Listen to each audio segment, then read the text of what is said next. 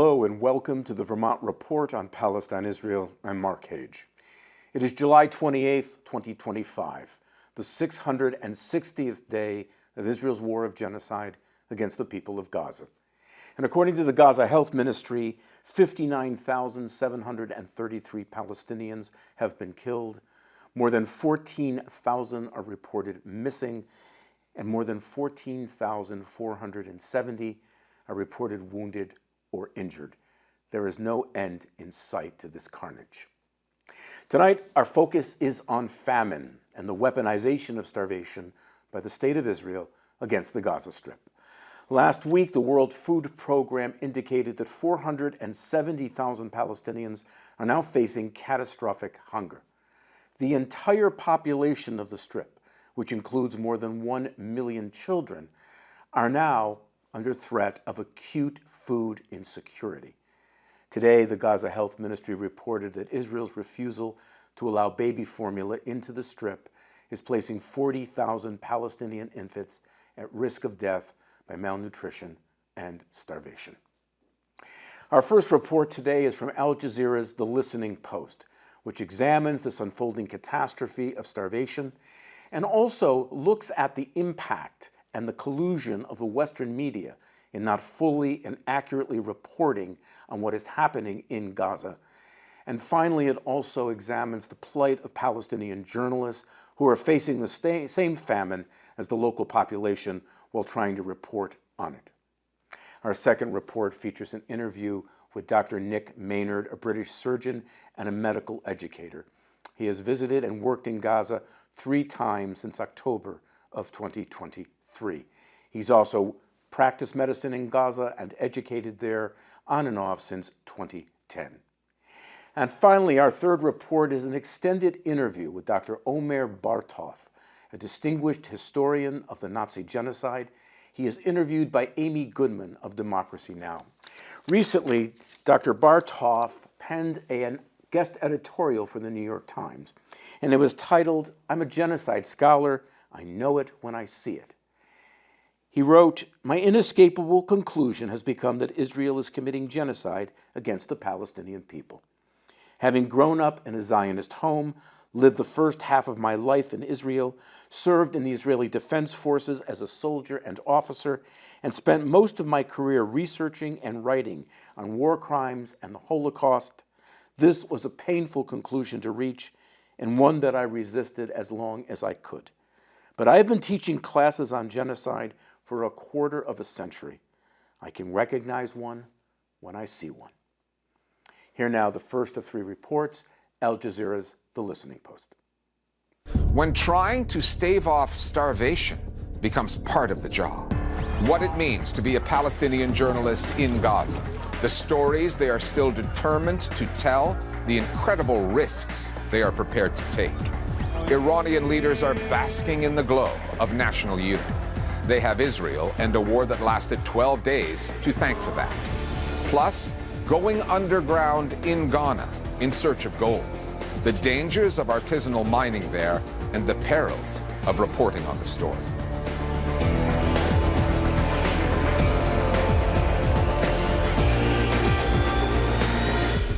What is unfolding in Gaza now has the appearance of a final solution, orchestrated by Israel, the United States, and Israel's other allies.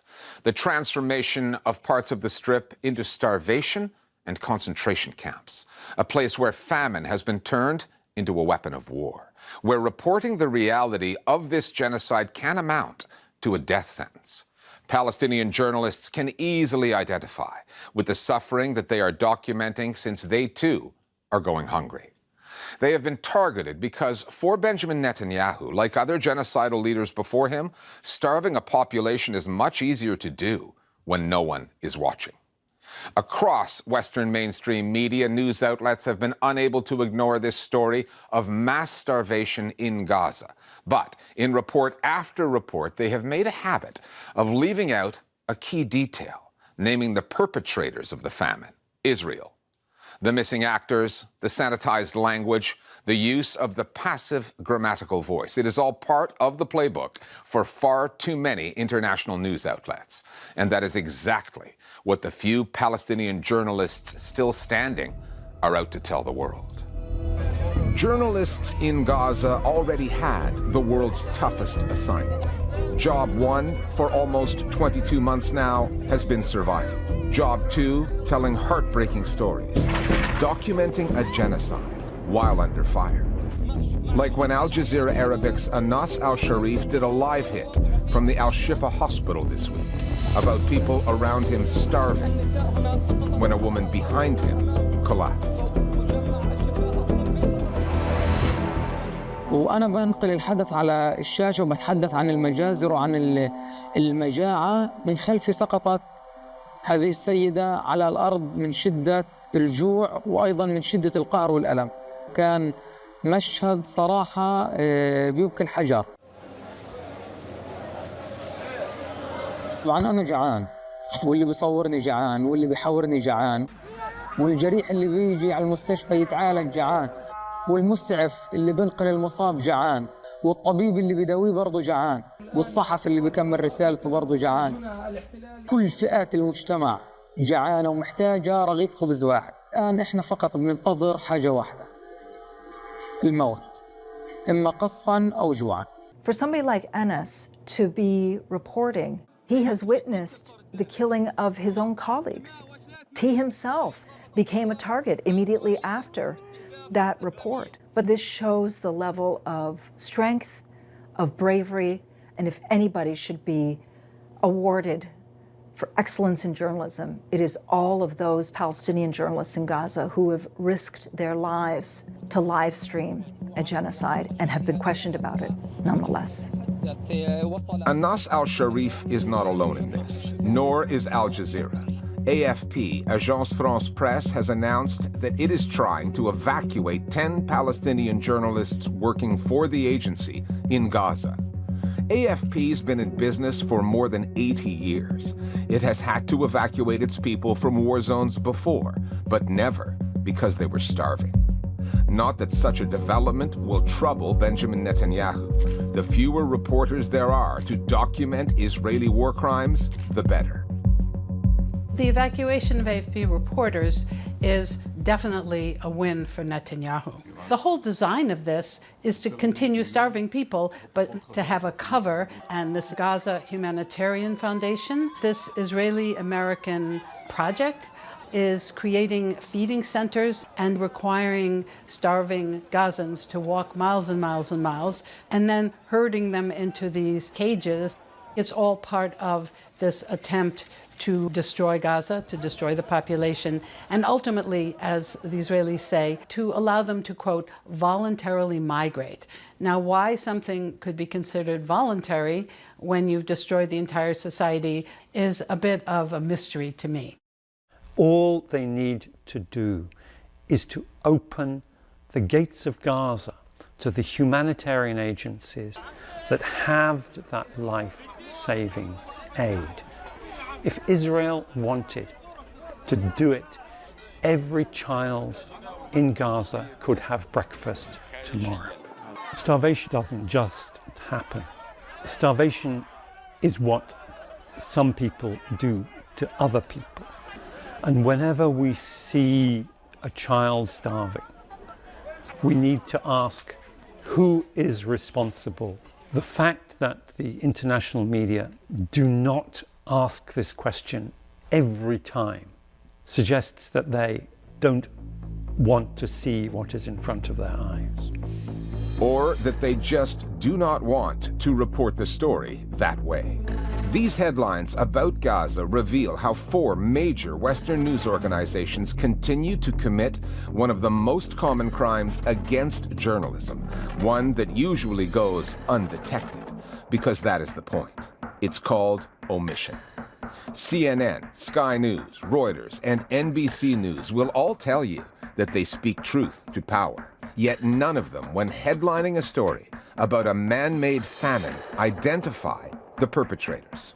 Scan those headlines and one might conclude that Gaza is suffering from a drought. They gave up their life. They died. You know, it's as if it just happened magically. You very rarely say, this child was slaughtered, this child was murdered. You don't see the active verb. And by not using the active verb, by making it a passive, oh, it just happened, it leaves out the accountability for the people who did it. It is very dangerous and dishonest to report things using that voice, because there is someone or some institution or some military that murdered that person, and it should be stated in those terms. You know, Roseanne gives up her life. She loses her battle. What battle was she fighting? Who was starving her? Israel. So it's the idea that there is no actor, the actor's not labeled, that Palestinians are never victims. We are just people that things happen to. And it's these policies of not labeling who's doing the action, not labeling what action is being done, which is starvation. You know, one day, all these people who write these headlines are going to hold their heads in shame. And it's because they've actively deceived the world. With the help of Israeli spokespeople like David Mencer and the absurd statements they continue to put out there. There is no famine in Gaza. There is a famine of the truth. Arguments that despite Israel's extensive track record of disinformation over Gaza, are somehow still taken seriously by news outlets like France 24. Headlines like these would be far more appropriate from this week alone. UN declares 100% of Gaza's population now on the brink of starvation. Horror show. Israel condemned for attacking World Health Organization offices in Gaza. Or even Stalinesque. Israel still denies foreign journalists access to Gaza to hide the ugly truth from coming out. Joseph Stalin famously said, one man's death from hunger is a tragedy. 1 million deaths is a statistic. And this has been a persistent feature of the way those responsible for famine treat the press. When you hear the UN saying a looming famine, we can't prove a famine, it doesn't mean there is no famine. It means they have not been able to obtain the necessary data. If you cannot get journalists to cover what is happening in a famine, that famine is very likely to continue unchecked, entirely at the behest of those who are perpetrating it. The most important factor in alerting the world to mass starvation is the media. I think it is very easy for people to feel very, very discouraged. But every media report, every time a child's name is named and their story is told, every one of these things is building like a tsunami to make people understand what's going on. This will end. But it will only end if reporters and publishers keep providing the information. And I think we cannot rely only on, crowdsourcing and people with their social media and their little iPhones taking pictures of horrific things. We need the big guys to be doing that as well. Rather than just looking the other way, mincing their words and headlines. While reporters like Anas al-Sharif are providing evidence of war crimes every day, knowing that like more than 200 Palestinian journalists before him, the Israelis could well extract the ultimate price from al-Sharif for the work he continues to do by making him pay with his life. عندما سقطت السيدة على الأرض أمام مجمع الشفاء الطبي وأنا على الهواء مباشرة وتأثرت بهذه السيدة وتأثرت بالمواطنين. بعد ساعات من هذا المشهد أصدر الناطق باسم جيش الاحتلال الإسرائيلي بيان وخرج بفيديو يقوم بالتحريض علي بشكل مباشر. بطولة العالم في التزوير والكذب والافتراء مستمرة بلا توقف. حتى لا أقوم ببث هذه المشاهد وبث سياسة التجويع من داخل قطاع غزة. طبعا هذه التهديدات هي تهديدات مستمرة متواصلة، لكن أنا هذا واجبي وبنقل معاناة ابن الشعب اللي أنا بعيش هذه المعاناة، اللي أنا بعيش نفس ظروفها.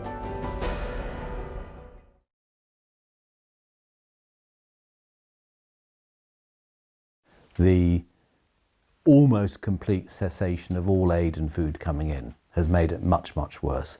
And one case I really worry about is a young girl called Habiba who had a terrible explosive injury which really destroyed the lower part of her esophagus and her chest. I spent all night one night operating on her. She's being tube fed via a tube I put into her intestines. We are desperately trying to find more feed to keep her alive. The malnutrition in the newborns, in the small toddlers, in the young teenagers was awful. A lot of a problem with the nutritional state in our Gaza Strip. And there's the child who had... With Habiba first, yeah. the intensive care unit. Okay. So let's get started. Feel happy to lead the conversation. Yeah. So, I've just come out of the operation theatre having operated on a bad liver injury in a young man of only 40, but who was very malnourished. And I know deep in my heart that he has very little chance of survival.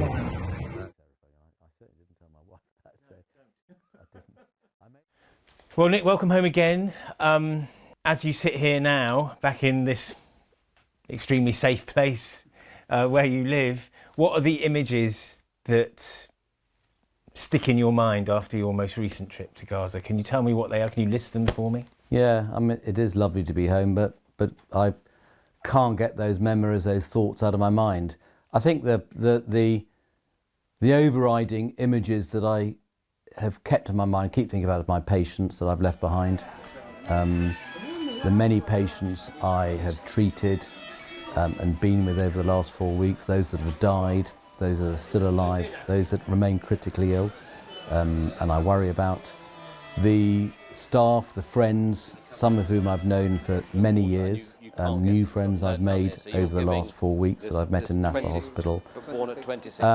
And I guess the other thing is just the overwhelming devastation of Gaza, which we saw all the time, but was particularly evident as we left Gaza on Tuesday when we went north and went through a land that really looked apocalyptic. I mean, it was just the widespread devastation, the destruction of all the buildings just will never leave me. The most difficult moment in your last trip in the last few weeks? Patients dying. I mean, seeing the devastating injuries, the bomb explosive injuries, the horrific shootings I saw in young teenagers, sometimes in children, the appalling malnutrition, people dying of forced starvation, those were really very distressing indeed. Well, look, let's get into that. You talk about the gunshot wounds to young people. I know that there's a story behind that. Can you tell me how those and in what circumstances, as far as you understand it, those injuries are inflicted? Yeah, I mean, this is my third trip to Gaza since October the 7th, 2023, and many things were similar. The devastation of the land, the explosive injuries, the incessant bombings, but one big difference this time was the large numbers of severe gunshot wounds I saw, and they were almost exclusively from the food distribution points, the so-called named Gaza Humanitarian Foundation food distribution points. And we saw multiple fatalities and severe injuries in predominantly young teenage boys, some of them as young as 11 or 12, ranging up to 14, 15. And we saw many of these young boys being brought in with awful gunshot wounds. I'm a abdominal and thoracic surgeon, so I was seeing mainly gunshot wounds to the abdomen and to the chest, but my other colleagues saw terrible gunshot wounds to the head, the neck, the limbs, and we noticed a very clear pattern. The narrative, the stories, the background to all these we got from the patients, from their families, and indeed from colleagues of mine, Gazan healthcare workers, who themselves were going to these food distribution points to get food for their starving families. Indeed, one anaesthetist went out in between operations, rushed out because he heard there was food being delivered, went there to get food for his starving family. And the narrative is identical to all these shootings, that they're young boys, as young as 11, as I said, going to get food for their starving families and being shot by Israeli soldiers, being shot by the quadcopter remote controlled drones that everyone will have heard about. And even worse than that, we saw a really disturbing pattern of injuries that was first described to me by doctors in the emergency room who had noticed this for several weeks, and I saw with my own eyes as well, with the injuries I saw, of a cluster of different body parts being targeted on different days. So one day the kids will be coming in with gunshot wounds to the head and the neck. The next day they'll be coming in with gunshot wounds to the chest. The next day to the abdomen. And we saw significant clusters of those injuries. And on one day, 10 days ago, 12 days ago, 4 young teenagers all came in at the same time with gunshot wounds to their testicles, specifically targeting their genitals. And it was the clustering, the numbers and the clustering on particular days was far too great for coincidence. It seemed to us that this was a clear, almost like a targeting practice, almost like a game. Today we're going to go for the head, tomorrow we'll go for the chest, the next day we'll go for the testicles. I would not have believed it were possible if I hadn't witnessed this with my own eyes.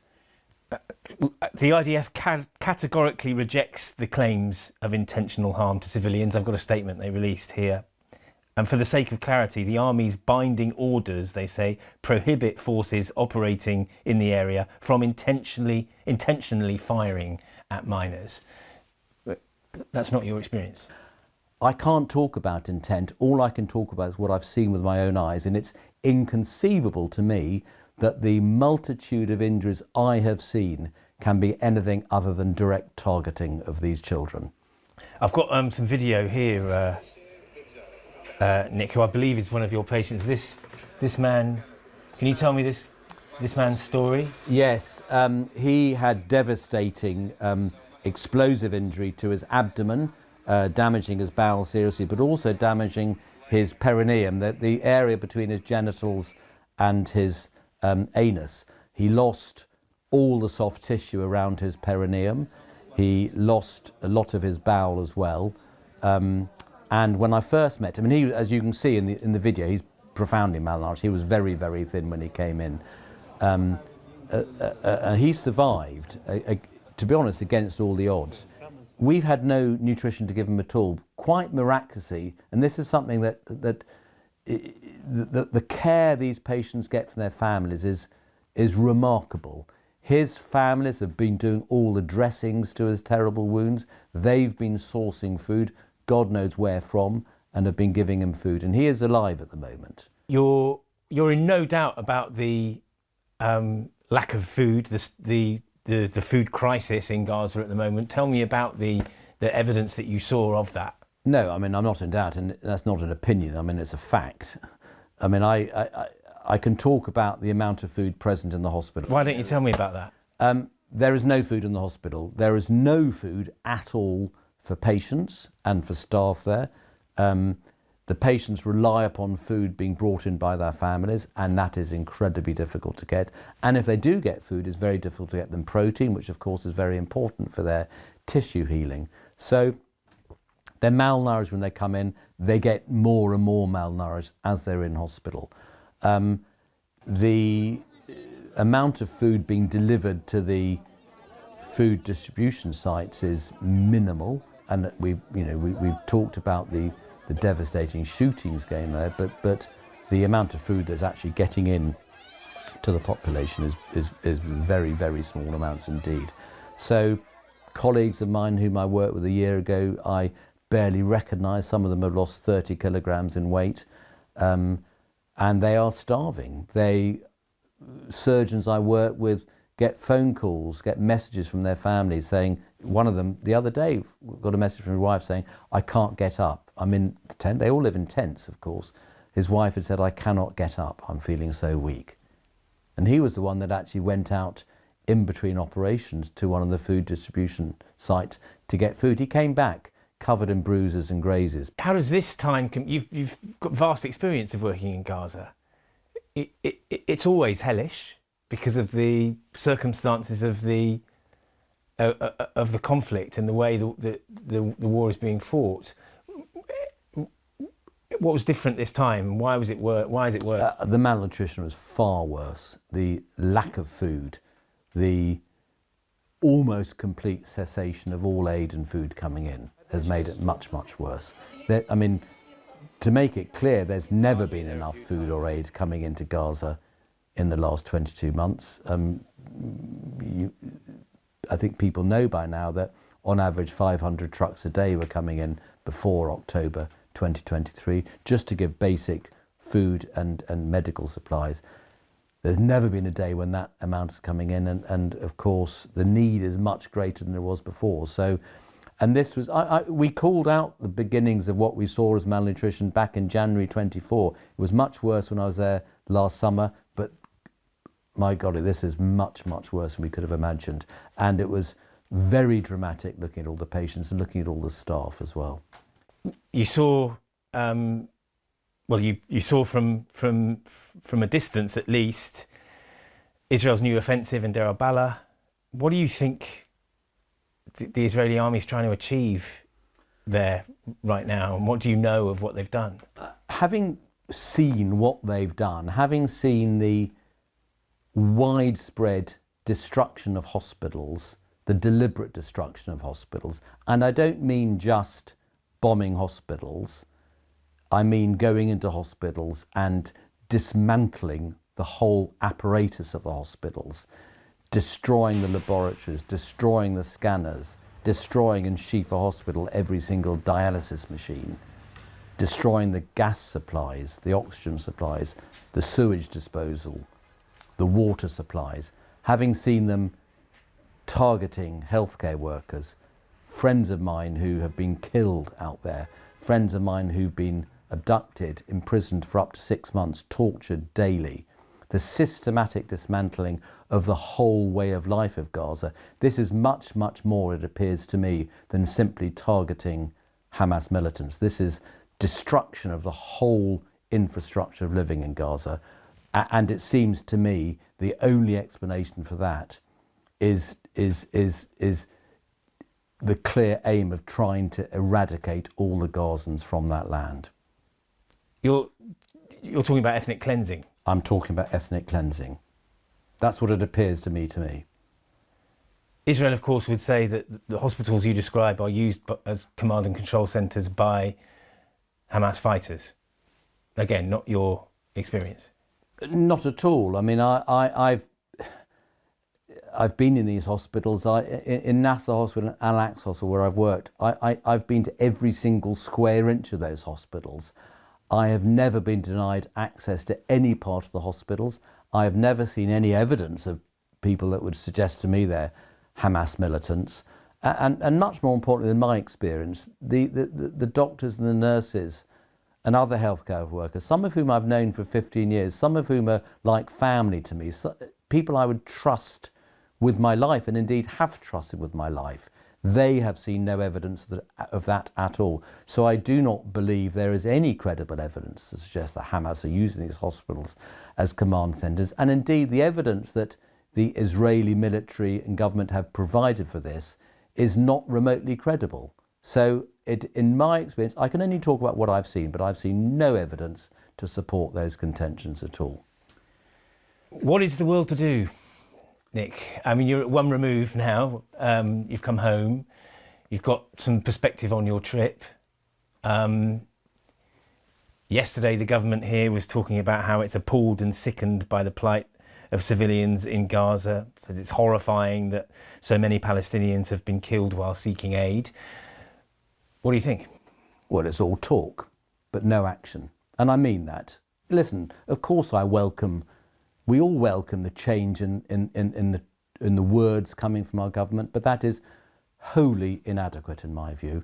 And they're meaningless whilst they are still providing parts for F-35 jets. They're meaningless while they're Israeli jets. They're meaningless while they're still welcoming Israeli politicians to our country. They're meaningless while the RAF is still flying reconnaissance flights every single day over Gaza. So it is totally inadequate. And what we need are actions from our government and not just words. What would you like to see done?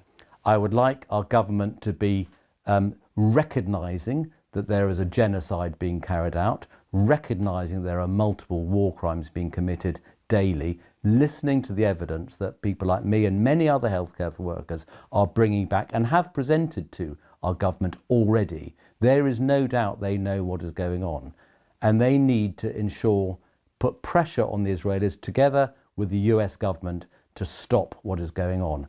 Immediately there needs to be aid, proper amounts of aid and food to be taken into Gaza, and we of course we need a permanent ceasefire. Again, the Israeli military, the Israeli government rejects wholeheartedly the use of the word the use of the word genocide to describe its operation in Gaza. It says that is precisely not what's happening. That's not its objective. Again, well, there are many international agencies, international lawyers who all suggest that what is being carried out is tantamount to genocide. And that matches up with what you've seen with your own eyes? Absolutely matches up with what I've seen with my own eyes.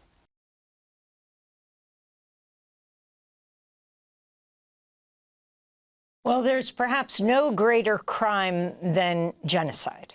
Our next guest, Omer Bartov, is professor of Holocaust and Genocide Studies at Brown University. He is an Israeli-American scholar who's been described as the U.S. Holocaust Memorial Museum as one of the world's leading specialists on the subject of genocide. And he's just written an op-ed for the New York Times headlined, "I'm a genocide scholar. I know it when I see it." Professor Bartov joins us from Cambridge, Massachusetts. Well, why don't you, Professor Bartov, and thanks for joining us again, lay out your case? Well, thanks for having me again. The case that I made in the article and that I've been making for a while is that at the beginning, immediately after October 7th, the Hamas attack on October 7th, Israeli political and military leaders made a series of pronouncements which could be interpreted as calling for genocide. But there was still at that point, there was no evidence that this was being implemented. Over time, and I would say by May of 2024, it became apparent that these statements were not only made in the heat of the moment following the massacre by Hamas, but were actually being implemented in a manner that would make it impossible for people to live in Gaza, make the entire Gaza Strip uninhabitable and make life there impossible, as well as destroy all the institutions that would be there for that group to reconstitute itself as a social, cultural, political group once the violence was over. Of course, it's not over yet. I started thinking that in May, in August that year, I wrote an article that explained that. But the violence has only continued, and the attempt, as you just reported, to destroy Gaza entirely has continued since. And it is now clear that Israel is trying to concentrate the population of Gaza in the southernmost parts of the Strip, to enclose them, and to enforce eventually either that they would just die out there or that they would be removed from the Gaza Strip altogether. And I mean, obviously, the points that you've made, Professor Omer Bartov, makes it completely indisputable, the argument that you make in the piece, indeed, that there is a genocide ongoing and that is the long-term plan of Israel. You point out in the piece, though, that genocide scholars are often hesitant about applying the term genocide to contemporary events, in part because, as you write, quote, it often serves more to express outrage than to identify a particular crime. Of course, there are people who believe that that's the case even today with respect to Gaza. If you could respond to that. Correct. So this is one reason that I did not come out right after October 7th and say, well, Israel is about to commit genocide, because despite those statements, one had to observe and see what was actually happening on the ground. And yes, it is true that the term genocide has been used more as an expression of outrage when seeing massacres, mass killings, but that does not necessarily mean that what you're watching is genocide. Genocide is well defined in a UN convention from 1948, and under international law, only events that conform to that definition can be seen as genocide. And that means that you have to show both that there is an intent to destroy a particular group in whole or in part as such, and that intent is being implemented. And that obviously and unfortunately takes time to adjudicate. I think that the term, while problematic, is very important because it does identify a very particular crime. It talks about the attempt to destroy not simply people in large numbers, but to destroy them as members of a group. The intent is to destroy the group itself. And it doesn't mean that you have to kill everyone. It means that the group will be destroyed and that it will not be able to reconstitute itself as a group. And to my mind, this is precisely what Israel is trying to do, and many of its spokespersons to this day keep reiterating that, to the extent that it's somewhat bizarre that so much of the rest of the world is not taking them seriously. Professor Bartov, could you also talk about, I mean, you are an Israeli-American scholar and are in touch with people in Israel. How do you see perceptions of Israel's ongoing assault on Gaza changing within Israel? And where are people getting their information there? There's been talk of basically self-censorship of the mainstream media. But of course, so many of these images and information are circulating not in the mainstream press, but on social media. So look, I should say first, I was born and raised in Israel. I spent the first half of my life in Israel. I served in the Israeli military. And for me to see what is happening is personally, not only just as a mere human being, but also as an Israeli, heartbreaking. What I see in the Israeli public is an extraordinary indifference by large parts of the public to what Israel is doing and what is done in the name of Israeli citizens in Gaza. In part, it has to do with the fact that the Israeli media has decided not to report on the horrors that the IDF is perpetrating in Gaza. You simply will not see it on Israeli television. If some pictures happen to come in, they are presented only as material that might be used by foreign propaganda against Israel. Now, Israeli citizens can, of course, use other media resources. We can all do that, but most of them prefer not to. And I would say that while about 30% of the population in Israel is completely in favor of what is happening, and in fact is egging the government and the army on, I think the vast majority of the population simply does not want to know about it.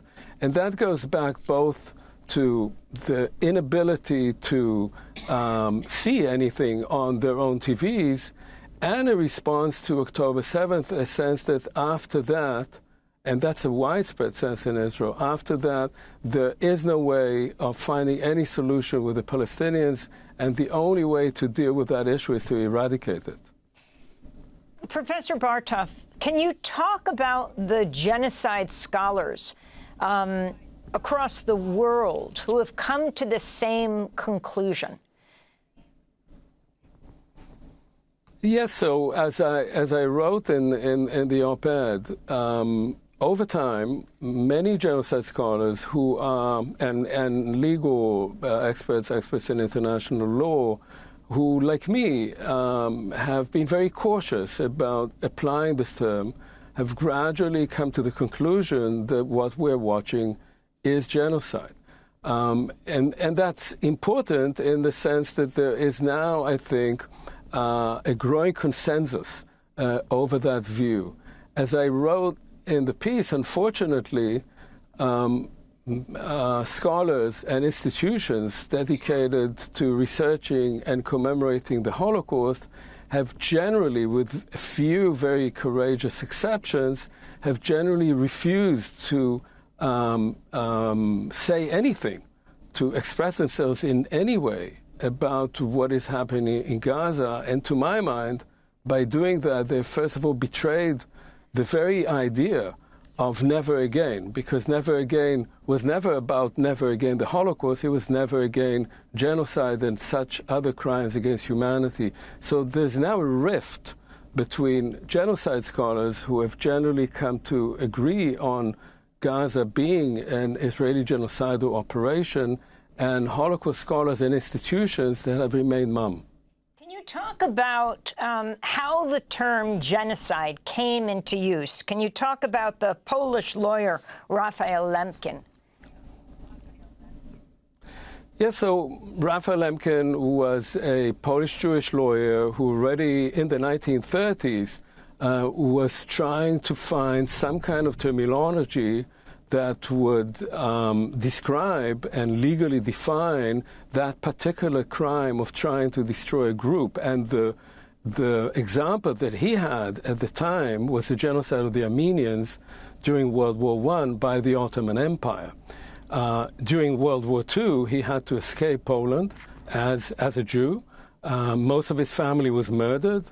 He ended up in the United States, and in 1944 he published a book in which he defined what he understood as the crime of genocide, a term that he coined, which is a combination of Greek and Latin, meaning killing a group or an ethnic group. And he struggled for a few more years to have the UN, the United Nations, just established in 1945, to recognize that crime, and he succeeded in doing so in 1948. Professor Bartov, I want to ask you about a question, indeed, that you ask in your piece, which is, quote, how will Israel's future be affected by the inevitable demolition of its incontestable morality derived from its birth in the ashes of the Holocaust? Well, what's the answer to that question? Look, I mean, this is beside the horrific killing of human beings in Gaza, and I should just say, because you mentioned the distribution points of food, that between late May, when this so-called humanitarian group started distributing food, and today more Palestinian civilians are being killed at these distribution groups than Israeli civilians were killed in the Hamas attack. Now, what does all this mean for Israel? As I suggested in the piece, first of all, I think Israel will no longer be able to draw on the credit, if you like, of having been the state that was created after the Holocaust as an answer to the Holocaust. It will no longer be able to say we can do whatever we like because we were a nation subjected to genocide. You cannot continue to use this argument following the mass killing of another group.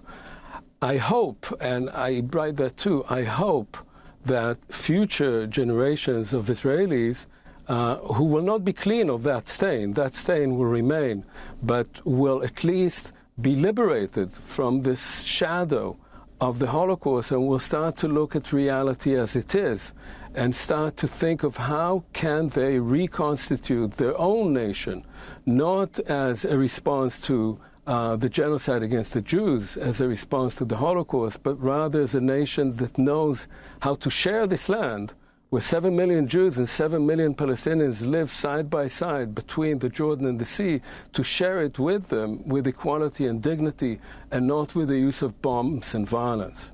Can you talk about this plan to build a so-called humanitarian city? The Defense Minister Israel Katz has proposed this idea on the rubble of Rafah.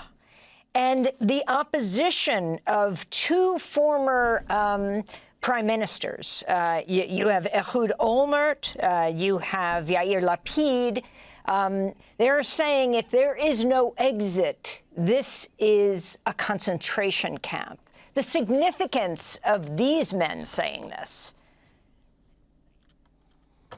Well, I think it's very important that Lapid, who has been sort of on all parts of this debate, said something, and that Olmert spoke out, although Olmert no longer has any political power in Israel.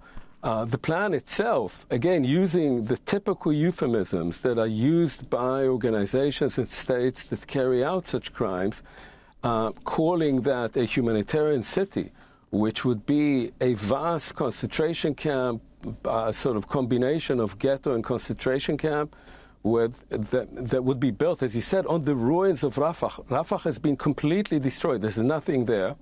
Build a tent city on top of it, bring in initially 600,000 people who would be brought back from the Mawasi area, from the beach area to which they were displaced when the IDF went in to destroy Rafah, and close them there. The plan does not say that Israel would supply them with any humanitarian assistance in the camp, but some other international organizations yet to be determined, but they would not be able to leave unless they leave the Gaza Strip altogether. So this is, and in continuation to that, the rest of the population is supposed to then join this camp with the goal of removing them. So this is extraordinary that the state of Israel publicly is speaking about the creation of a vast concentration camp whose goal is removal of the population to countries that have unanimously said they are not going to take them in. Well, Professor Bartov, I want to ask about the U.S.'s position on this. Of course, their continuing support for Israel, which has enabled the assault to continue. I want to go back to the former President Biden, his administration, the State Department spokesperson at the time, Matt Miller, who admitted earlier this year in May that he believes Israel committed war crimes in Gaza. This reversal came after more than a year as the face of the Biden administration's foreign policy, repeatedly defending Israel against allegations of war crimes and genocide. This was Miller speaking earlier last year. We have been very clear that we want to see Israel do everything it can to minimize civilian casualties. We have made clear that they need to do that they need to operate at all times in full compliance with international humanitarian law. At the same time, we are committed to Israel's right to self-defense. But during an interview with Sky News last month in June, Matt Miller says he believes Israel has committed war crimes in Gaza and that Israeli soldiers are not being held accountable. I don't think it's a genocide, but I think I think it is without a doubt true that Israel has committed war crimes. You wouldn't have said that at the podium. Yeah, look, because when you're at the podium, you're not expressing your personal opinion. You're expressing the conclusions of the United States government. So, Professor Bartov, your response to that and also your perception of how the Trump administration has both broken with and continued Biden's policies on Gaza. Well, you know, in November 2023, I published an op-ed in the New York Times in which I said that war crimes and crimes against humanity were clearly happening in Gaza, and that if this continued, it would become a genocidal operation. I was hoping at the time that someone in the administration would actually pay attention, because the United States in November or December 2023 could have stopped all of this. It was not very difficult to do. Israel cannot act as it has without constant supply of arms from the United States and Germany. These are the two major suppliers. The U.S. supplies between 70 and 80% of all munitions to Israel, and without diplomatic cover. Israel has a diplomatic Iron Dome created by the U.S. veto in the Security Council. That did not happen. And of course, the evidence was there. And so, first of all, one has to say that the Biden administration is complicit in what happened in Gaza. Secondly, when Trump came in, curiously, the first thing that happened the day before he came into office was that he forced a ceasefire on Israel. And that ceasefire in January this year made it possible to exchange Palestinian prisoners for a large number of hostages, but not all of them. The plan was to complete that exchange and to stop the fighting. But in March, Israel unilaterally broke that ceasefire without any interference from the United States, and since then has continued. And what is particularly galling is the fact that when Trump floated his plan, if you recall that the population of Gaza would be removed and then Gaza would be made into a beautiful resort area, he later on didn't really repeat that. But in Israel, that was seen as license to do exactly what is being done now. That is using hundreds of bulldozers, engineers, explosives to systematically destroy every building in Gaza so that nobody would be able to live in that area, and then, well, maybe turn it into a resort area, or more likely be an area for Jewish settlers. I wanted to name names here that you do in your piece. In November, a little more than a year into the war, the Israeli genocide scholar Shmuel Lederman joined the growing chorus of opinion that Israel was engaged in genocidal actions. The Canadian international lawyer William Shabazz came to the same conclusion and has recently described Israel's military campaign in Gaza as absolutely a genocide. Other genocide experts like Melanie O'Brien, president of the International Association of Genocide Scholars, and the British specialist Martin Shaw, who's also said Hamas attack was genocidal, have reached the same conclusions, while the Australian scholar A. Dirk Moses and City University of New York described these events in the Dutch publication NRC as a mix of genocidal and military logic. In the same article, Ugur Umit Ungur, a professor at the Amsterdam-based NIOD Institute for War, Holocaust, and Genocide Studies, said there are probably scholars who still do not think it's genocide, but I don't know them. Professor Bartov, as we begin to wrap up, can you talk about this consensus and whether Holocaust museums, which often address a number of Holocausts, will be taking on what Israel has done in Gaza? Well, so as I said before, I think there is a growing consensus among genocide scholars and legal experts. William Shabazz is a very good example because he's a highly respected expert.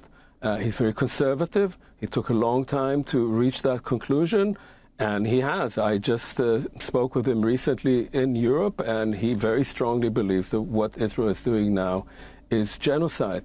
But the other side of it, as you indicate, is the tragedy that most Holocaust scholars and all of the institutions that I know that are dedicated to commemorating and researching the Holocaust have refused to say anything. And some, again, a minority of Holocaust scholars, have come out and claimed that genocide scholars speaking about genocide in Gaza are anti-Semitic, that this is an anti-Semitic argument. And that use of the term anti-Semitism, which, as you know, of course, and we spoke about, was also a tool to silence any protest last spring on American campuses, this abuse of the term is now creating a rift between Holocaust scholars and genocide scholars. And what I fear, and that's what I write at the end of this piece, what I fear is that this will mean that the Holocaust, which had come over decades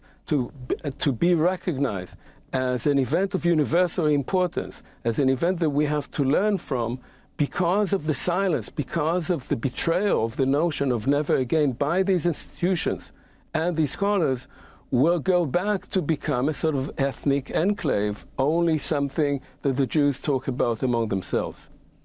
Omer Bartov, I want to thank you for being with us, professor of Holocaust and Genocide Studies at Brown University and an Israeli-American scholar described by the U.S. Holocaust Memorial Museum as one of the world's leading specialists in the subject of genocide. His forthcoming book, Israel, What Went Wrong. His previous books, Genocide, the Holocaust, and Israel, Palestine. We'll link to your piece in the New York Times. I'm a genocide scholar.